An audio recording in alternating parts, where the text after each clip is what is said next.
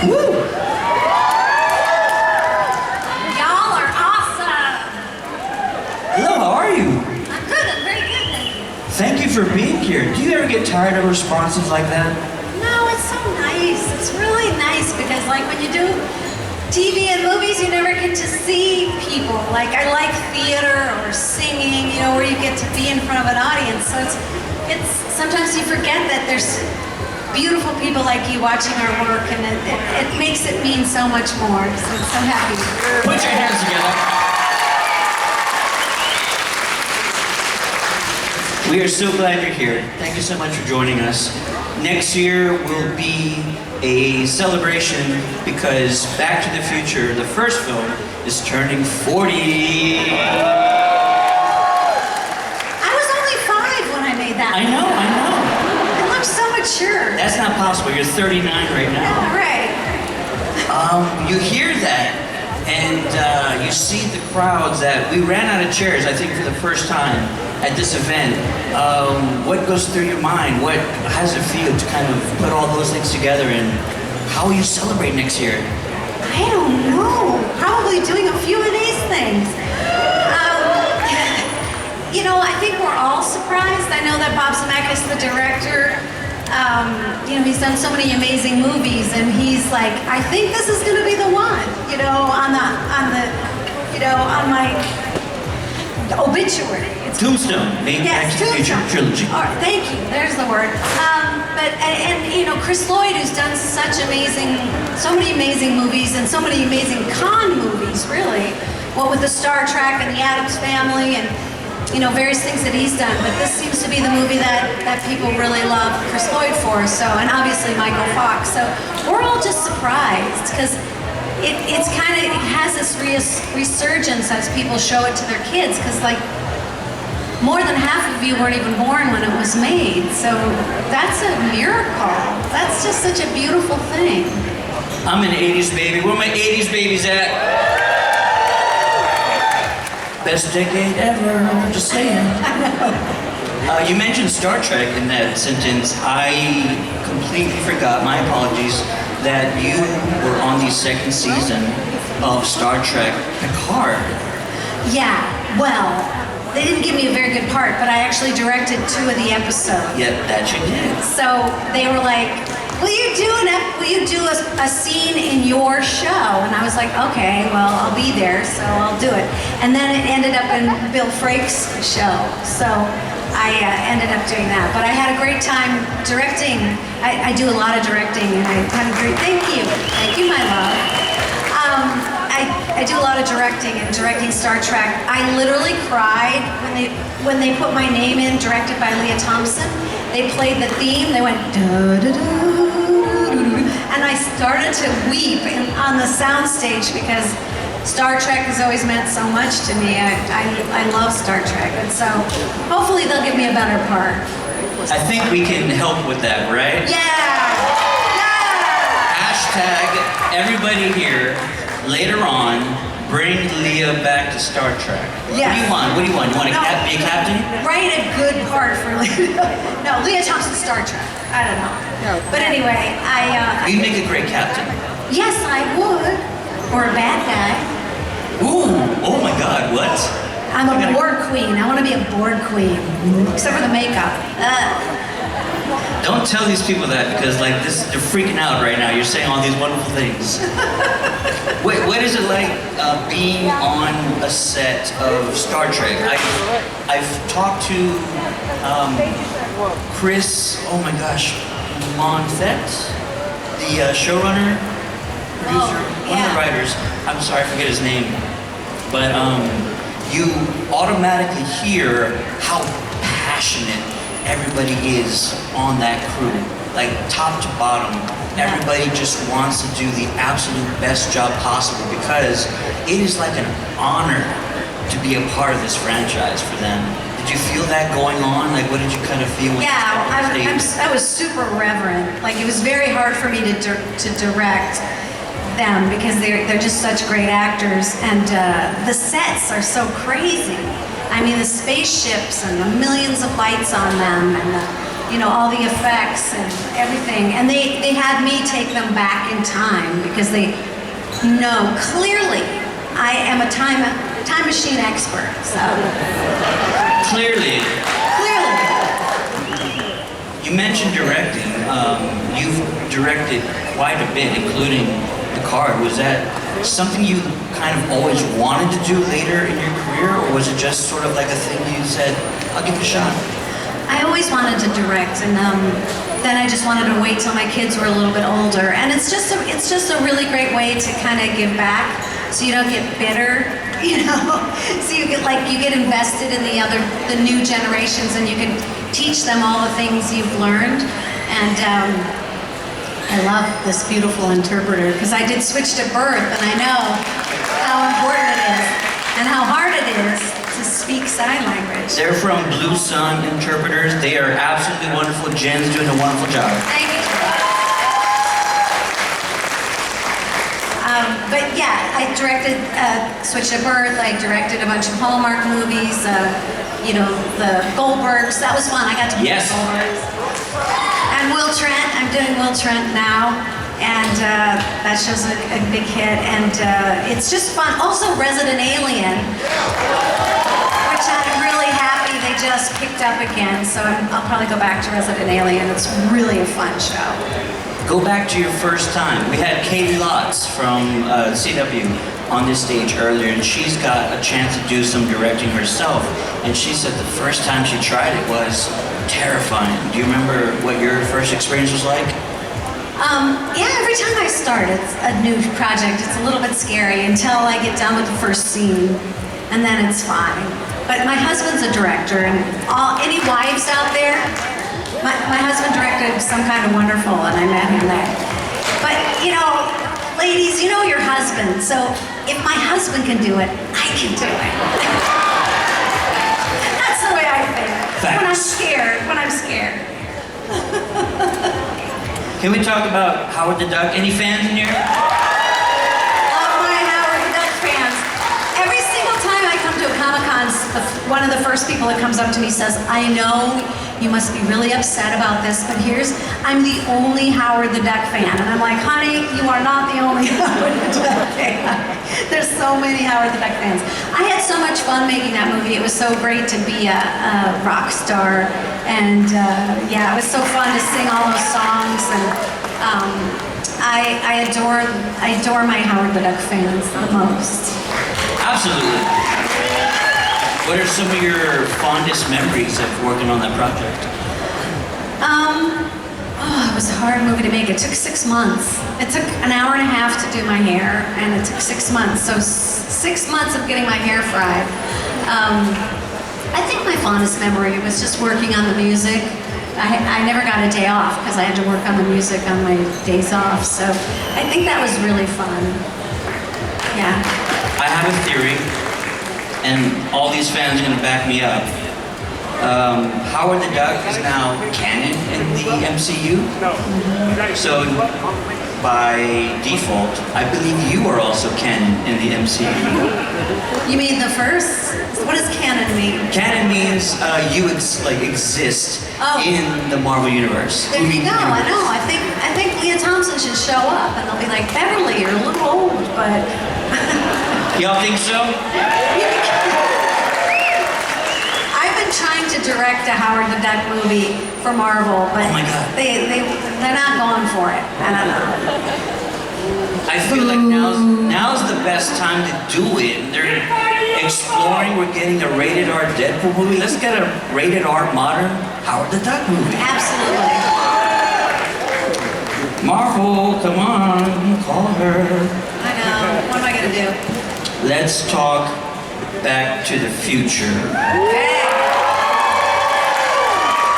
Wait, I messed that up. Let's go Back to the Future.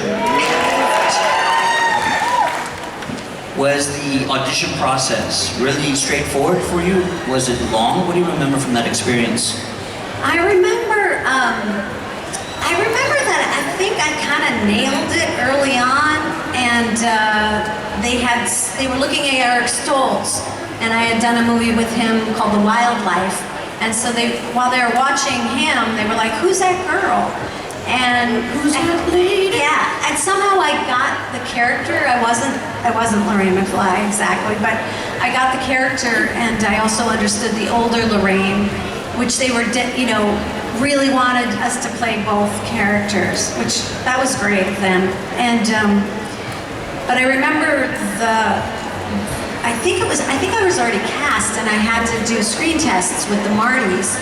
And they were all my friends. It was like C. Thomas Howell and a bunch of guys that I'd already worked with, and Eric Stoltz, and so I remembered that. And I believe there's somewhere online there's a video of me auditioning, and I didn't even know my lines. There were like 3 of them. I didn't even know. It was like, Lea, how did you get that part? Anyway, it was an interesting process because they were all my friends. First reaction to see the DeLorean First reaction to see the DeLorean. Do you remember that? All tricked out? Yeah, I was like, wow, they ruined that car.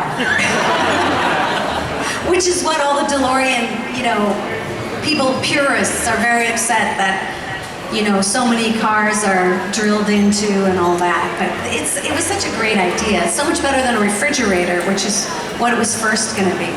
No, really? A refrigerator. A very large refrigerator? I don't know, it was a refrigerator. Because Chris Lloyd how tall is he? I didn't read that script, but apparently they were like, we don't want kids locking themselves in refrigerators, so you have to change it. I would have done it if that was the story. I so would have done that, so that makes a lot of sense. You said your audition is online. There's also something really cool online, and I'm wondering where you were when it happened. There is we'll call it a gag, I call it a joke, of Michael J. Fox and Doc at the high school when you're in class, and Marty comes out in a full decked out cholo outfit. Oh, right. Wife beater, hair, cigarette, and he's got this vernacular down. Where were you when Marty McCholo happened? That was Chris Lloyd in the video, just not getting any lines out, just laughing his tail off. So funny. That one and the time that we put real booze in the car. That's why you spit it out? Yeah, I spit it out because it was really disgusting. Night Train, I think. Okay, that's also in the gag reel. Michael takes a sip, and it immediately goes all over the windshield, and you can hear all the cast behind laughing just so loud. Thank God he didn't spit it on my pink dress, because that would have been a problem. Would have ruined it. Were you on the set when Cholo happened? Yeah, it was hilarious. He's the best. He's literally the best ever. What do you remember about your first meeting with Michael?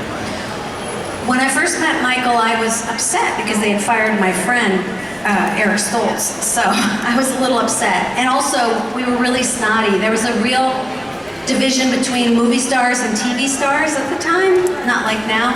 And so he was a TV star. So I was like, who is this TV star? And then we shared a trailer, and there were all these girls in the neighborhood that were like hundreds of girls that had circled the trailer and wrapped it in crepe paper. And I was like, wow, he's a star. This is a real star. So then I was nicer. I'm gonna get to some fan questions because that's my job. Colette wants to know, and I believe you're Colette over here. Hi, Colette. If you could work with anyone deceased or alive today, who would you work with? Wow, Audrey Hepburn. Love her. I love her so much. Ruby wants to know how much sign language. Where's Ruby at? Sorry, where's Ruby? Over there. Hi, Ruby. She wants to know how much sign language did you learn while on Switch at birth, and do you still practice? Even a new one. She changed. She grew a beard. What happened? Our interpreters are very talented. Oh my goodness. I learned a lot of sign language when I did Switch to Birth, but my little brain can't hold it too long. So if someone comes and talks to me too fast, I can't follow it, but I can remember how to sign certain things. you know, happy birthday and hello and thank you and you look beautiful. And my sign name, you're given a sign name from, you have to be given it to someone who can't hear. So I have two of them, which was L, Back to the Future Lea, and my other one is Bitch, Goddess of Love. So I remember my sign names. Got my next question. They used to put it on my BGFL on my marks when I'm acting. Jose's here. Jose, where's Jose at? Right there. He wants to know, do you want a reboot of Switch That Birth? Yes. 155%. Do you guys want that? There, I'm clapping. This is a good lesson. Once again, how do you clap and sign? Now you know. Johnny, where's Johnny at? Over there. Any memories of the shark in Jaws 3D? Wow, yes. Oh, that was my very first movie, and I was totally unknown, and my first day of work, they push this button, and this giant shark, mechanical shark, comes out of the water like this, and like this, and they go, okay, so we want you to stand here, and the shark's gonna bite you, and I'm like, they're trying to kill me right away, first shot. But you know, they all look plastic, but real sharks look plastic too, which is weird. They really look fake. Yeah, because their eyes are so dead. My favorite thing about Jaws 3D is the shark wasn't scary enough, so they made it growl. The shark went, not in real life so much. We're all gonna go back and watch it now just to hear the growl, because wow, I don't remember that. And the cool thing that I'm still super proud about that movie is I did my own stunts. They were also trying to kill me. So I did a 3-tier pyramid on skis, and I was on the top of these two little girls' shoulders, and they took it out into the ocean, which was like, So it's really scary and dangerous, because if you fall forward into all the wires and the skis, it could be really dangerous, because you're pretty high up. So I was pretty proud of learning that. I continuously see that when I talk to folks in the industry, the 80s and any time before that were really lax on like safety procedures. Yeah. It's wild. Yeah, well, especially when you're a new actress and they can replace you really easily. You're the guinea pig. Question from Teresa. Where's Teresa? Hi, Teresa. All the questions right in these first two rows. I'm not doing that on purpose, I promise. She says her husband and her and her husband were at the taping of Caroline in the City. That's so cool. Wow. The one with Rosemary and Maury Amsterdam. Can you talk about what it was like to work with the two of them? That was a special day. That was great. What did they were said, 2 under the desk? It was something like they had sex under the desk, I can't remember. But they were so amazing, and they were so happy to be working together. And you know, it's so much, I did a sitcom in front of an audience for 4 years in the 90s, and it's really high pressure because there's an audience and you can't mess up the joke or the setup. So they were still really spot on as far as I remember. They were really hardworking, and I got to work with a lot of legendary stars and comedy.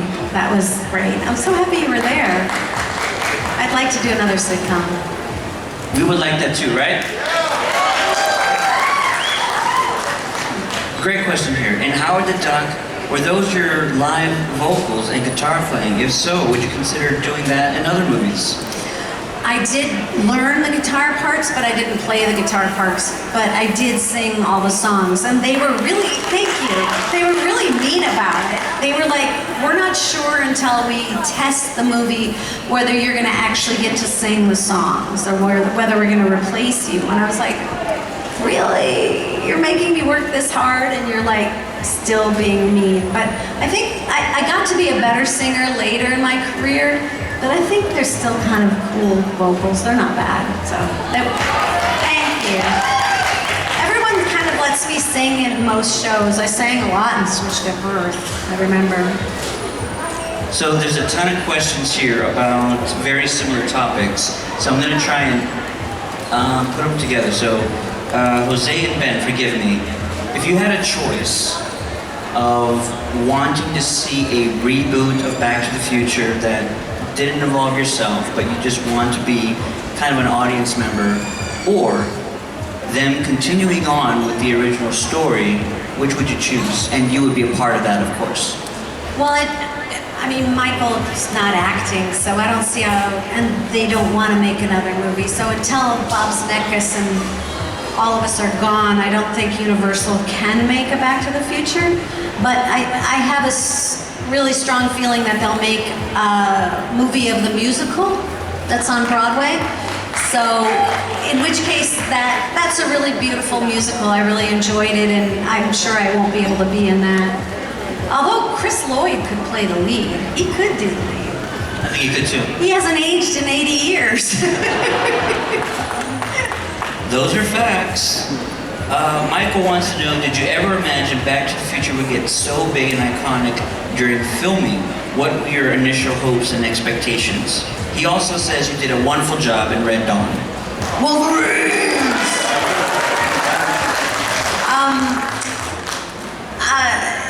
We knew that Steven Spielberg was the producer and Bob Zemeckis was a really good director, but no, I don't think we ever thought it was going to be like this. As a matter of fact, they didn't even have sequel deals for us. They didn't think it was going to be a big movie, and it was daring because of the subject matter, especially with my character.